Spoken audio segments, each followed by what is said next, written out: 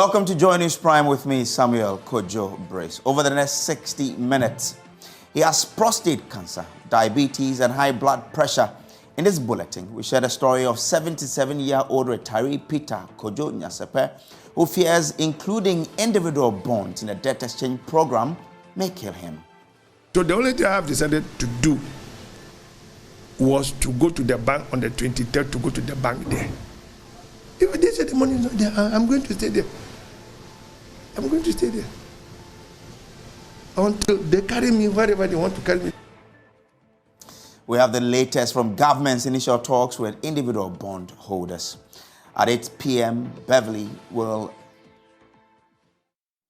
Now, 77-year-old retiree Peter Kojo, who cannot walk unassisted, is worried he may not survive if government fails to listen to the pleas of individual bondholders and exempt them from the debt exchange program. Peter says failure to get a coupon would mean death because he can't afford prostate, diabetes, and high blood pressure medications. Features editor Jojo Kwabena caught up with him at his residence in Teshi and a report. When I heard that, now, we are not going to get any coupon or any interest until 2027, before they'll give you 5% of your capital. I said, wow, 77-year-old. Now, how many years? That's 5 years or 4 years before 77. How long has God given me? Peter Kojo is 77. Currently, his blood pressure is rising due to an investment that was meant to make him smile. He became agitated upon hearing that individual bondholders will be included in a debt exchange program. He lost more than 250,000 cedis in a Ponzi scheme, so this forced him to choose government bonds as a safe investment. He sold his land and bought 2 different government bonds. Yearly coupons have been sustaining him for years. The news that a debt exchange program may prevent him from receiving any coupons upsets him. On January 23, he is scheduled to receive his coupon, but is unsure whether he will. There is no plan and there's nothing I can sell anymore. And there's nothing I can sell. So the only thing I have decided to do was to go to the bank on the 23rd, to go to the bank there and sit down there. That's all. Because if I go, how am I going home? I have to go home with a car. I need fuel. When I come home I have to pay for the water bill, electricity bill, food, and the money is there in the bank. So I give the money to the Ghana Commercial Bank. So they will give me the money before I come home. So if you go on 24th and they say that there is no money in your accounts? I'm going to stay there. If they say the money is not there, I'm going to stay there. I'm going to stay there until they carry me wherever they want to carry me. Because I cannot walk myself. So they will carry me wherever they want to carry me. Go there. They have to carry me and go. That's the only thing I can. That's the only. I cannot fight them also. This big bag contains empty boxes of medication that Mr. Peter Kojo has used over the years. He relies extensively on medication to survive. And so, without government giving him his coupon for this year, it would be very difficult for him to live. He doesn't know where help will come from. He wants the government to know that he has no extra funding to survive, as 2 of his children still live with him. He plans to use the money from his investment to reinforce his weak fence before the rains set in. All these plans will have to be on hold if government fails to listen. When people tell me that it will be okay, how is it going to be okay? Upon what direction, or upon what structures, upon what foundation, upon what hope is it going to be? When the news came, I cannot sleep. So that this is coming. It's only this. My wife is telling me, cool down. You cannot die. Immediately you want to dose. Then you remember that, that you have to buy you are watching your meter. This will go off. You are thinking your meter will go off, so you have to go and buy the prepaid. And then you not sleep. Peter is just one of many individual bondholders who rely on bond investment to survive. They are pleading with government to exempt them. If I take the money, it's rather I use the money for something which I can either make blocks or bricks or buy something. With some individual bondholders threatening never to invest in government bonds if they retrieve their money, the government must be intentional and delicate about how the situation is handled. Jojo Kwabena, Joy News. Now, at initial talks with individual bondholders, Finance Minister Ken Ofori-Atta said government will devise a formula to protect the most vulnerable. He said zero coupons for 2023 will change. The end, I think we take note, and let me give you Leviticus 19:32, which really in the end basically says, let us rise up using our heads to honor the face of the old people in our society and fear God when we go there. So that is not very far from us as we look at policy to make sure that individuals are taken care of and the society also crosses the Jordan, as I mentioned. So the engagement would be continued to make sure that we all understand where we are and what we have to do to go forward. And as you indicated, getting the common path, as you mentioned, for us to be here to enjoy the future.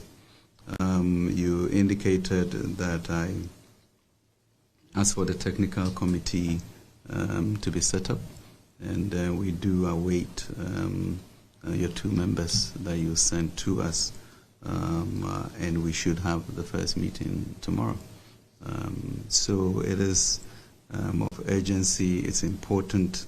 We must signal to the country that we can indeed circle the wagons and work within our limitations, but ensure that we all come out ahead somewhat, even with our limited resources. So once again, let me emphasize that indeed the program that we have is voluntary. What do we all have to do to be able to put our shoulders to the hill? And some are more vulnerable than others, and therefore some will contribute more than others. But we'll find a way to get a formula, that protects the most vulnerable and ensures that we still end up being able to secure an agreement with the fund in a way in which we'll have an orderly adjustment to our macros, our physical, and build a stronger country. I think one thing that also came through very strongly was the whole issue of managing our finances a lot better with regards to expenditure controls and commitment, etc. But significantly, your interest in also supporting revenue generation going forward. So let me really thank you for this, and I think we can work together to have an orderly process. Finance Minister Ken Ofori-Atta has said the debt exchange program is necessary for Ghana to progress from the staff level agreement stage of the IMF negotiations. He was speaking exclusively in a yet-to-be-aired interview on PM Express Business Edition with George Wiafe. Legitimate concerns, because there will always be a way in which the structure can be changed. As you saw with the banking institutions, further engagement, and we saw certain changes that we made to the exchange program. In the same way, we are also going to be looking at the individual bondholders to see what is sustainable and do certain adjustment that would be helpful. But I think once we all acknowledge that this debt exchange program is important for us to get a move from the SLA into a fund board decision, then the question becomes, how do we quote unquote burden share in the process? And how do we also acknowledge the idiosyncratic livelihoods of people versus the balance of the fund program? And so that's what we will seek to do before the end of the program, and for at least 80% of us to join it. And I'm confident that we'll be able to harness that. For the Doubting Thomases, and this is the third time this program has been extended, what do you tell them? I think it's the second time, George. Sorry. Why is 3 so important? No, I'm sorry. The concern is that, well, will this thing be extended again? No, I don't think so. I'm confident that we'll get there. You know, we have done the staff level agreement, as you know. We met with the Paris Club membership, and we have given them till end of February for us to go through what we call the common framework, or some version of it, but that should be facilitated. And then we expect them to go to board in Washington in March. So really, we don't have that type of time.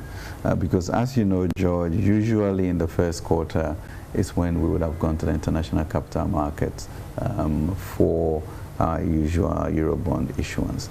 Now that market, it's not there for us this year, maybe even next year. And therefore an agreement in the fund program is what one is using to be able to give the necessary comfort that is required. I think you heard the Public Accounts Committee or the Central Bank import cover, testify import cover, usable, forex about 1.5 billion, etc. So we need to ensure that the appropriate foreign exchange comes in at this critical juncture. And that's why it's incumbent of all of us to understand, try and balance what we have to give with, what will happen if we don't get a fund program going. So yes, I'm confident that we will negotiate ourselves into something that is sustainable and balanced. Now, the full interview is Thursday at 9 p.m. Let's still stay with the bond issue because the president of the Ghana Catholic Bishops' Conference, Most Reverend Matthew K. Gyamfi, is asking government to stay true to its promise of not touching bonds of individual bondholders to end a tussle between the parties of the planned domestic debt exchange program. According to him, since government has promised to stay off these bonds, it must fulfill the earlier promise. We'll hear from him shortly, but first, bondholders want the conference to intervene in getting government to stay off their bonds because there's too many souls at stake. Harry Eko Nyamson was the leader of the delegation. The implication of this is that 1.5 million Ghanaians are going to be severely impacted. And about another 6.5 million Ghanaians who depend on this first group will also unavoidably be roped into the implications of this. And the implications are indeed severe and impossible to contemplate. Because every bondholder stands to lose up to 88% of their investment. And I don't know many households that can survive the loss of 88% of their income. For many of our members, these incomes are their core income. And that is what makes the suggestions by government dangerous. Therefore, Most Reverend, we are here to reiterate our statement to government, asking that individual bondholders be completely exempted from the process. Now, the president of the Ghana Catholic Bishops' Conference, Most Reverend Matthew K. Gyamfi, is asking government not to touch the bonds of the individuals as it had earlier promised. Well, I believe the government can come out very, very clearly to state whether what they are saying is what the government is doing. Because from their statements, they said the president said individuals will not be affected. And the Minister of Finance also said individuals will not be affected. So very often when the president and the Minister of Finance speak on financial matters like that, we have to take them for their word. But these individuals, 1.5 million, their representatives here, said that the government is reneging on his word. That in fact, he has included individual bondholders. And so I believe the government should come out very, very clearly to say, well, I said this, but I've changed my mind. Or what they are saying is actually not what I'm doing. It's not what I'm doing. I still stand that individual bondholders are not included. Now, the Institute for Energy Security is calling on the Public Utilities and Regulatory Commission, PRC, to reconsider its tariff margins as it rejects some assumptions used to increase tariffs by 30% effective February 1. The energy think tank, described as baseless, as it says the assumption used by PRC on the electricity generation mix of 26.11% hydro and 73.89% thermal gives priority to thermal power generation over hydro, given that water elevations for Bui and Akosombo generating stations have improved water head levels and capable of producing over 35% of power in 2023. Analyst with the Institute of Energy Security, Adam Yakubu, joins us through Zoom with more details. Grateful that you could join us. The PRC says it resorted to increase tariffs so power producers can have some breathing space. Do you disagree? Let me say good evening to your listeners. And yes, we even though we also call for the adjustment, but we think that the consideration or the assumption on the energy mix must be relooked at so that to reflect the current water head levels that are showing from data available from the Akosombo and the Bui dams. Well, the new tariff has already been agreed and communicated to the public. Isn't it too late in the day to reverse what has already been agreed? Yes, even though it has been communicated to the public, that is why the PURC has the mandate to review. So, you know, it is still going to be take effect. The review can still go on. They should reconsider our position and look at the options we are given. We all know that we are at a time in the country that the economic situation is not very good. Businesses are complaining, individuals are complaining. So we are looking at it at a position both the generation and the consumer meet at an arm's length so that we get a balance between the two. But what would be the extent of change if the generation mix should reverse the other way around? So if you look at the generation mix, if we are providing 38 to 62%, so that is 38 hydro to 62% to thermal. Remember, in their assumptions, they said that they had reviewed also the weighted average cost of gas. And so if you are going by the computations they did with the 70-26, you realize that they will need more money to run the thermal plants. However, when you come back to the thermal 38-62 we are providing, that cost would slightly come down, and we were thinking they would get something around 20%. Okay. All right. I'm grateful to you that you could join us here on our news. Moving on to other stories. The Education Minister, Dr. Yao Edichum, believes the growing youth unemployment in the country is due to several irrelevant courses run by the country's universities. According to him, many of the courses have no use in the job market, creating a serious problem for the nation. Ghana produces, on average, over 300,000 graduate to the job market, but few get employed. Speaking on education at the 74th Annual New Year School, Dr. Edichum said government is collaborating with the universities to correct the imbalance. He also rejected assertions that government has done very little in providing learning materials for schools. Joining us on this discussion is Professor George Odro, former Vice Chancellor of the University of Cape Coast. Prof, grateful that you have found time to join us. So, picking on your expertise in the field, What really goes into designing courses for higher education? And do you agree that several irrelevant courses must be scrapped? Prof, you might want to unmute for us. Okay, great. Yeah, thank you very much. Yeah, I think the debate relating to relevance of programs, courses run by universities is a global one. In fact, recently a study was conducted in 13 countries, in the United Kingdom, France, Italy, and Spain.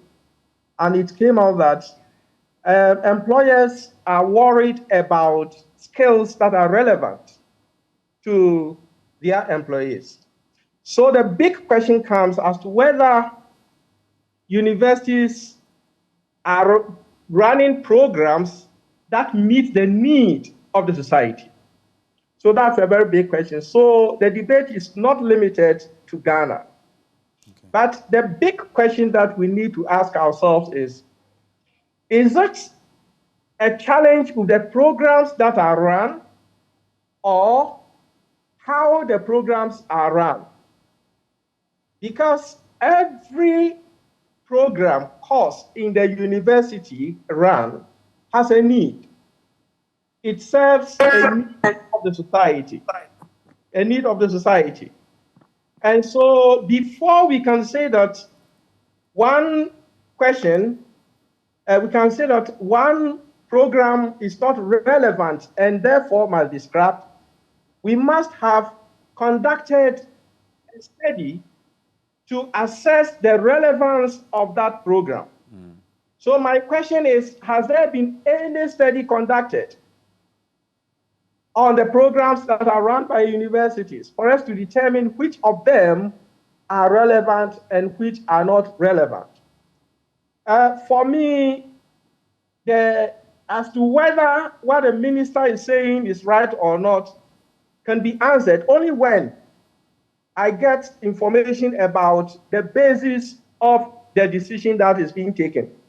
And that is what I just came through and saw that development education is one of the programs that has been identified as irrelevant. Well, but his general argument is that the universities are producing a lot of graduates into the system, but only few are getting employed. And the marketplace over the years has been saying that we are not getting people with the requisite skills to be applicable to our businesses, and that's why we're not employing. So is that not, how do we make university courses more competitive and relevant to the job market, both locally and internationally? Yeah, thank you very much. You see, we have a challenge in the country which we need to address. Our human resource planning.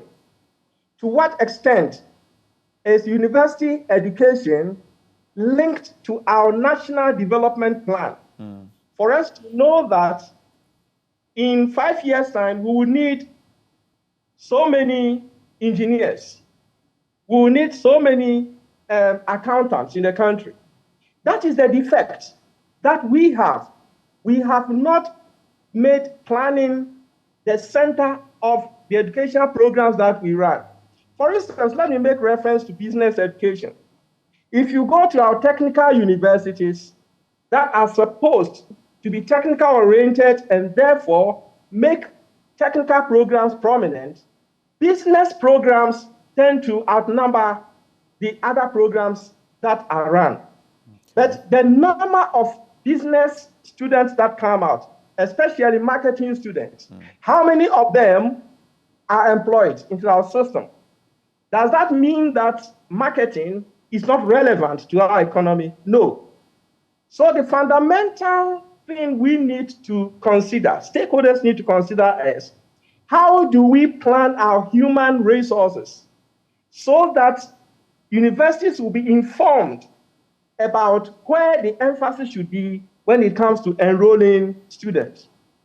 The second issue is universities are running so many programs now because government funding is not actually coming up. So a number of programs that are run, particularly through distance education, is to support IGF. So planning becomes challenge. So these are the issues I think that as stakeholders, as a nation, we need to consider. Okay. As for the programs, for me, all programs run in the university are very relevant to our needs. Okay, all right. Because if you go to, excuse me, if you have someone to produce a gun, someone does weaponry, and the person produces gun, the person must have a program that will help him to understand the ethics of using weapon. Okay.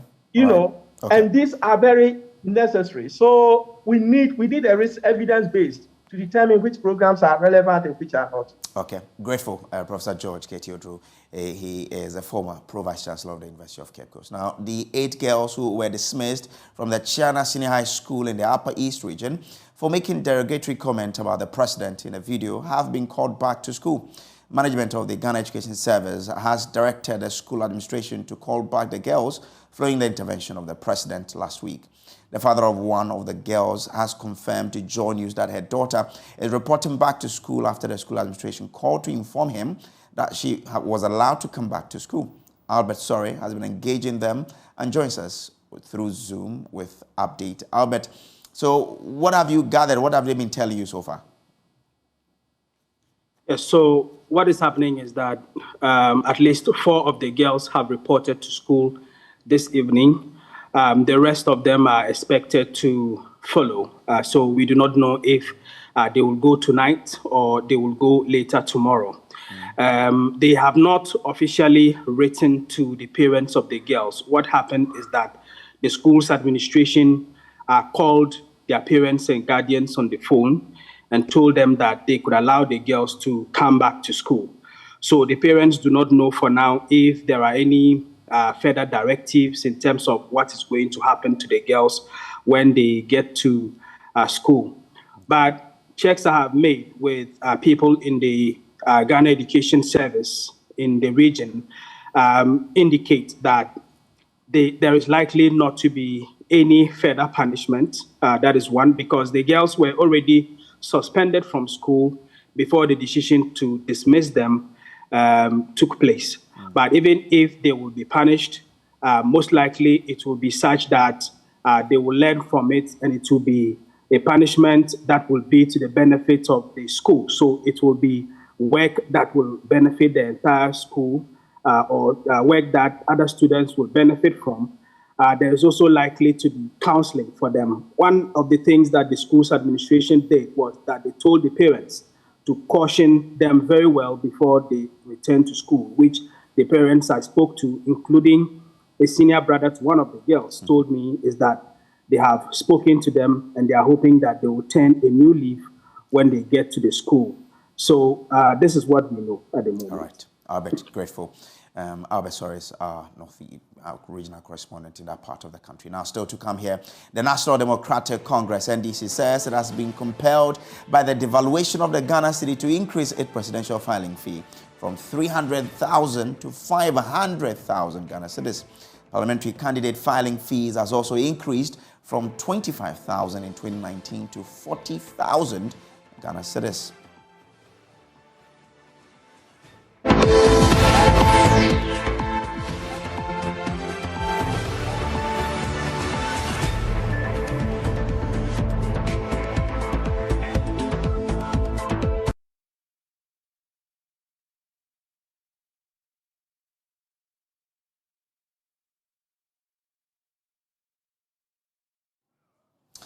Police under intense pressure to settle claims made by a viral audio by a man accusing some officers of planting drugs suspected to be narcotics with the intent to extort money from him.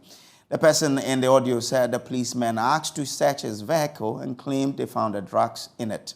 They then asked him to pay 20,000 cedis to be set free. After refusing, he was taken to a police station where he gave a statement and later to the Narcotics Control Board. In a statement, the police said checks from the police stations show that no such complaint was lodged there. We'll bring you the details of the statement shortly, but first, here are excerpts of a viral audio narrating the ordeal. I'm Dr. Patrick Asiedu. Guys, there's something that happens to me, and I feel like sharing it. I think it will happen to anybody, so I feel like sharing it. Okay, so this will happen. Friday, I was coming from Trasaco. Then I wanted to use the motorway to hit the main road. I stay at Kwashiman so that I can get home fast. So I met these policemen on the road. They are 4 in numbers, and they asked me to pull over. I did. Executive Director of the West African Center for Counter-Extremism, Mutaru Momone Mukhtar, joins us via Zoom with more details. What's your initial reaction to the allegations and then the statement from the police? Well, this came to me very, very troubling when I heard the audio of the doctor supposedly recounting his experience with the police officers. Of course, this is not the first time we've had things like this. The public dormitories encounter with police officers and their attempts to incriminate them in situations like this. But this was a very, very chilling account of someone who was at the mercy of police officers who were looking to, abuse their powers of stop and search in this particular manner. Of course, at the moment, we're yet to verify, the authenticity of this particular audio and the experience that, it presents to us. But it was a very troubling experience for me. And to hear or see the police service issue a statement, of course, acknowledging that it has come to their notice and that they have commenced investigations into it. But they gave 2 pointers. And one is that they checked with the police station at airport residential, at East Legon, and there was no account, no record of that particular incident. And I think they checked also with the Narcotics Control Board Authority, and yet they haven't had any record of that particular incident. We're yet to verify, we're yet to get a full story in terms of how true this account is. But in spite of what might come out of this, this is a reality that a lot of citizens have encountered. And it is something that is worth discussing. It is something that is worth looking into nationally in terms of how police officers conduct, their work in dealing with citizens. Okay. I'm grateful to you for the education you've given us this evening. Now, the National Democratic Congress, NDC, says it has been compelled by the devaluation of the Ghana cedi to increase its presidential filing fee from 300,000 Ghana cedis to 500,000 Ghana cedis. Parliamentary candidate filing fees has also increased from 25,000 in 2019 to 40,000 Ghana cedis. The party has also announced 13th May 2023 for its presidential and parliamentary primaries. General Secretary of the NDC, Fifi Kwete, has been addressing the media.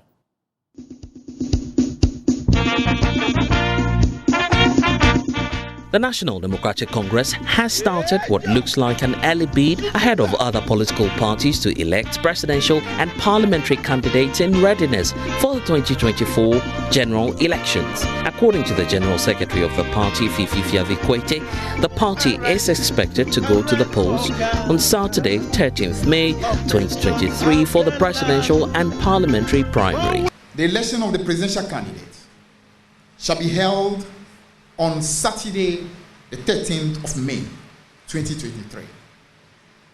So effectively, our intention is to make sure that we have the presidential and the parliamentary primaries on the same date.